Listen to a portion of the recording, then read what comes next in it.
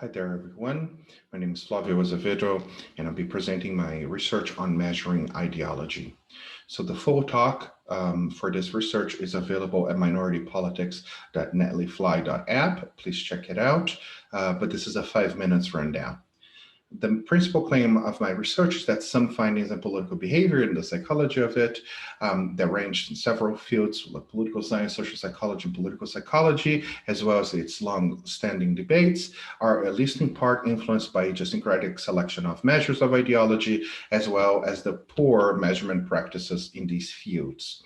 So the status quo nowadays is that the routine practice is to measure ideology with one ideological instrument, which vary widely from one another, as I'll show, and draw conclusions about ideology in general, relying on the assumption of interchangeability, which will show there's not much evidence for. So my research bears on the comparability of findings across different individual papers, but also in terms of generalizability and reproducibility of findings, all of which bears on cumulative science, that is to say, our ability to accumulate knowledge. So if this is correct, what would be expected to find would be high heterogeneity in instruments, content of these instruments, as well as poor quality of measuring practices on one hand, and this can be uncovered by systematic review. And on the other hand, we would have findings that are idiosyncratic to individual measures, and we assess this via data, collecting data with several ideological instruments together to show that it would yield different results in testing the same theory. So we reviewed the literature and we have collected several indicators of heterogeneity, indicators of quality, as well as we define our scope to be on operational ideology, which is just one type of ideology. We collected all this information. We conducted a backward and forward search. We started with 400 articles, and after selection criteria, 200 articles remain, and we code this 200 articles, and about 3/4 of them, that is to say 75%, we find unique measures. And this is worrisome because it's unlikely they are all equally valid and equally good indicators of the same construct. So one should bear in mind that we have 152 measures of the same construct. We also look at the increasing number of published research, as well as, in this case, being graphed, the number of ideological scales. These ideological scales are published at major outlets in both political science and psychology and political psychology.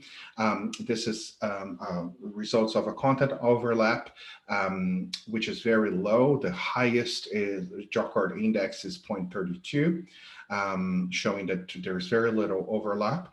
There's very little co-occurrence of item content. So on the same topic, you have here the table, and this is the a graphical depiction of how heterogeneous the use of one scale can be. You can see from left to right the several adaptations, the differences in terms of number of items used, number of scale points, as well as how it's scored. And this is a summary of these results, and it just shows that we found evidence that items do vary a lot in content, issue representativeness, item format, numbers, dimensionality, and scoring method. So this is very worrisome for cumulative science. When it comes to the second part, which is, does it matter? Do ideological instruments are interchangeable when it comes to theory? We also collected data. We surveyed 6 ideological scales together, and we're going to present one case study here, but we tested 4 in total. Please check out the full talk at Minority Politics, as in the first slide. So basically what we find here, as in red, so contrary evidence to the long-standing theory, which is very well replicated in political science. Green, it means that the scale agrees with the theory. So we have 2 that agrees, and we have in yellow what are no findings. Basically, it means that using that ideological scale, it neither shows one thing or another. Taking stock, these characteristics have been associated with increased in failure to replicate.